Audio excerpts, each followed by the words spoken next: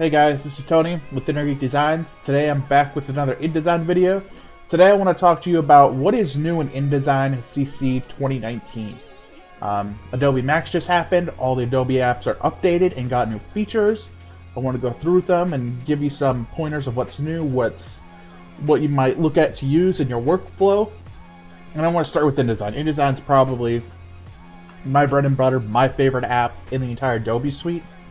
Photoshop is good, but I use it less often now. Illustrator is probably my second favorite, and I use it most now as well. But there's some good updates in here. There's some things that we've been asking for, some things we haven't been asking for, and some things that are going to make you scratch your head. But let's just jump into it. So here's what InDesign looks like now. Not much different than what it's looked like in the past. But we're going to open up a document. This is where things are going to look a little bit different. First thing you're going to tell is that there's no more control panel. This is a little much for me. I kind of need that. I need all those tools. I need to get deep dived in there. But they replaced it with this property panel. I do not like this. They added it... When did they add it last year? They added an Illustrator last year. I didn't find it that useful in Illustrator either. You might find it useful if you're a new designer. You know, you have your tools. As you start clicking around, you can see the tools change depending on what you have selected. It'll add different tools for you to use. It just isn't my workflow per se. I like to have all my tools ready to go when I need them. I don't want this changing as I'm selecting stuff and adding stuff. But if you like it, I would say try it. You can go to your workflow and go to Essentials. If you don't like it, go to Essentials Classic, and it'll bring you back to, you know, your familiar tools. Or you could just go to, if you have a custom workflow done, you can have that as well. We're going to go back to Essentials just to go through this tutorial. Next we're going to do is a new way of importing photos into a tool. So we got a frame here. We'll go to File, Place. We're going to just navigate to this folder.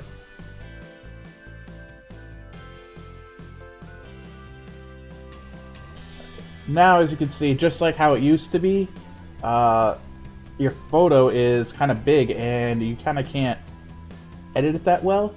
If we go over here and you will see this little square here, it says ContentAware Fit. If we click this, give it a little time, and bam, it automatically adjusts and notices the photo and fits it to the best proportion to that. This is going to increase a lot of people's workflow. You can add, this is not set to default right away, but you can do it if you go to Preferences, General, and make ContentAware Fit options. So this means every time you import it, it's going to automatically notice the picture, figure out the best way to fit it in that frame, and look the best. It may take a little bit longer to import it, but it's doing some work in the background. The big thing that this Adobe Max had was Adobe Sensei. Adobe Sensei is Adobe's AI machine learning program that they're implementing in all their creative suite, their creative programs this year. It seems to be slow integration of it, or maybe a basic integration of it, and then they're going to improve it over the years maybe, or as they keep feeding it more information, it'll get better at it. I hope that's the way it works. I hope it's not just, oh, here's what AI was, and it is this very baseline. I hope it grows over time. Next thing we want to look at is the changes to the font tool. So when we go to the font tool, you can see this already looks a little bit different, but on top of that, you can see in the preview that we have the selected. We could change that. You can get typography, all these different ones that might help you decide the font. And also, as you scroll over it, similar to InDesign, or sorry, not InDesign, Illustrator, you also get a preview in the spot over here.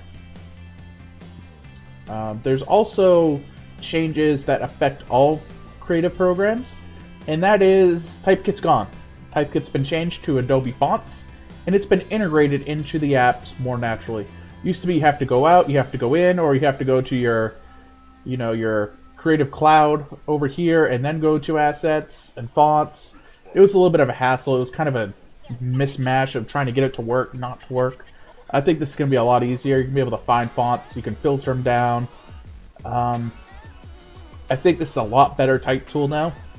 It was already good, but this kind of took that extra notch to make it better. Next I want to talk about is this button that says Adjust Layout.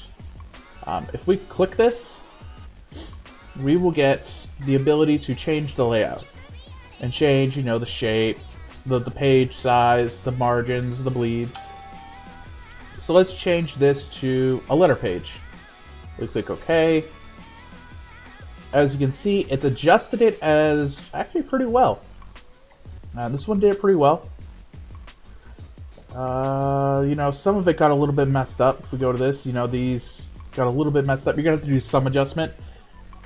This is just because of how I was trying to fix the paragraphs and such, but that's okay. I see this useful in a couple ways. So let's go back to the tool. There was one major issue I had with InDesign prior to this update. That was when you had to do a print document and you needed to change the bleed or sometimes the margins, mainly the bleed though.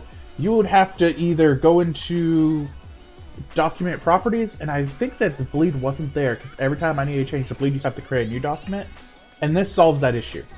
Now you can change that on the fly. Or say your client wants a little bit bigger margins, a little bit small margins, you can do that on the fly and it changes on all pages. Real fast, and it tries to fix it for you as best it can. This is going to speed up workflows for quick changes, but also say if you're doing iPads or EPUB or different digital layouts, this can help you also. You can just quickly do changes. Also go into pages and do, you know, multiple page layouts, make sure they work right. This is really fast. This is what was it they did? Liquid layouts a couple years ago. This is what it should have been. Liquid layouts was kind of half-baked, I think, but I think this is what it should have been when it first came out with it. I'm going to save this as a PDF real quick, so then I can show you the PDF comments feature that got added, which I think will help you guys out a lot. We'll go to PDF, small file, blah, blah, blah, blah, blah, digital. Yes. Yes, yes, yes, yes.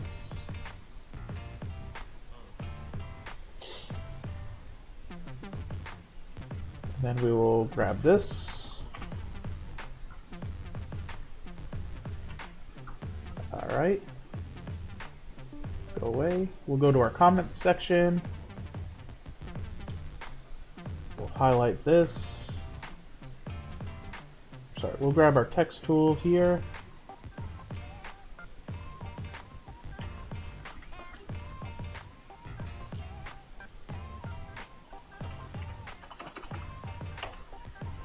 We will grab our text tool.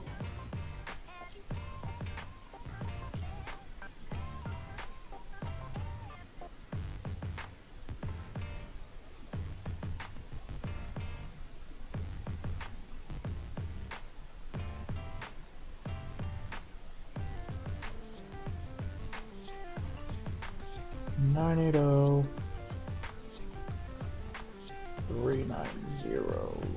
390 post. Highlight this.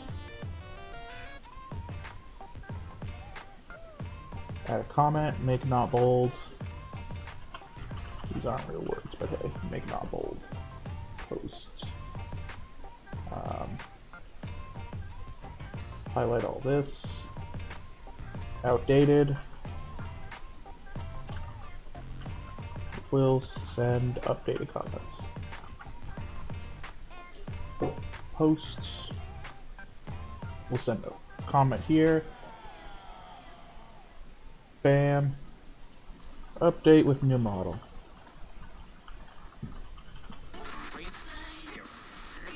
Post.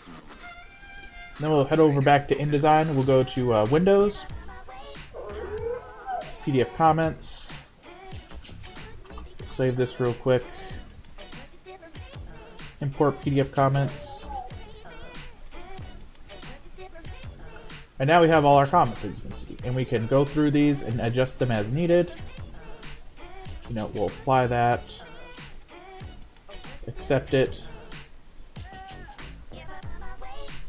Mark that done.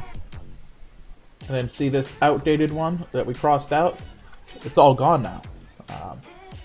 This is actually a lot faster than it used to be. You'd have to mark it, they'd have to mark it, send it back to you, you have to do the changes, send it back to them.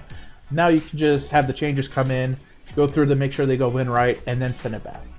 I think this will help a lot of people that have to do a lot of reviews, cut down on review time, which always is a lot of time when it comes to design work, and increase your workflow overall. So that's going to do it for this one, guys. There are some other changes in InDesign, but they're a lot smaller, or I don't think they're full-fledged good features. But this is what I wanted to bring up with you guys. These are some of the new features that I think are best for you guys. Get out there, try InDesign now. It's better than it's ever been.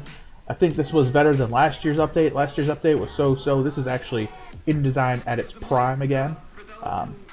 If you learned something, if you enjoyed it, give a thumbs up, leave a comment down below. Remember, InDesign videos come out on this channel. I do tutorials for it. Graphic design videos come out Mondays. Just get subscribed for that if you haven't already. I'll see you guys in the next one. Bye.